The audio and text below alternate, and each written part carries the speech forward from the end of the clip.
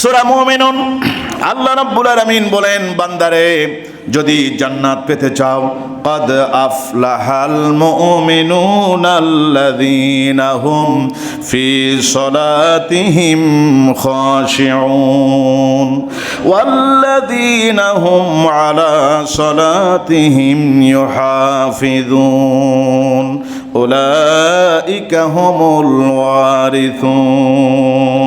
আল্লাহ রাব্বুল আলামিন বলেন, ওই সব মুমিনগণ, ওই সব নামাজীগণ সফল কাম হয়েছে যারা নামাজের প্রতি বেশি যত্নবান হয়েছে।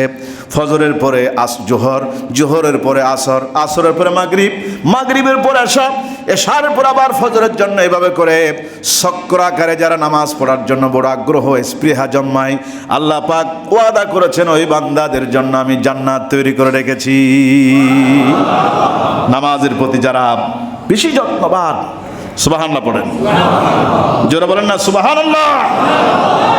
আল্লাহ রাব্বুল আলামিন এবং বলেছেন শুধু তোমরা নয়, তোমাদের বউকে নামাজের জন্য সাপ প্রয়োগ করো। কিছুক্ষণ আগে বলেছি, সুবহানাল্লাহ। সূরা তাহা 132 নম্বর আয়াত, সবাই পড়ুন।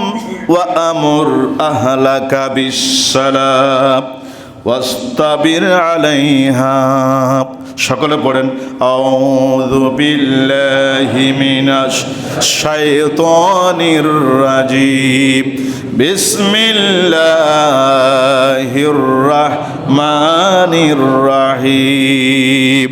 ওয়া আমুর আহলাকা বিসসালাম ওয়াস্তাবির আলাইহা। আল্লাহ রাব্বুল আলামিন বলেন, তোমার পরিবারকে তুমি নির্দেশ দাও নামাজের জন্য চাপ প্রয়োগ করো। তুমি পড়ো, তোমার পরিবারকে নামাজের জন্য চাপ প্রয়োগ করো।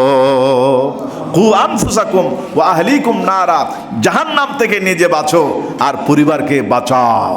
সুবহানাল্লাহ, জোরে বলেন না সুবহানাল্লাহ। অনেক মানুষ সকালে ভোরে নামাজ পড়ে, ঠিক আছে, অনেক মুসল্লি আদর্শবাড়া তো থাকতে পারে, নিজে নামাজ পড়ে আর বউকে ঘুম থেকে জাগায় দিতে একটু ভয় পায়, বউকে ডাকে না, নিজে নামাজ পড়ে আর বউকে, পরিবারকে, সন্তানদেরকে ঘুম থেকে জাগায় দেয় না, ঠিক কিনা? আল্লাহ রাব্বুল আলামিন বলছেন, নিজে পড়ো, স্ত্রীকে, পরিবারকে নামাজ পড়তে চাপ প্রয়োগ করো, তাদেরকে জাহান্নাম থেকে বাঁচাও। জোরে বলেন সুবহানাল্লাহ।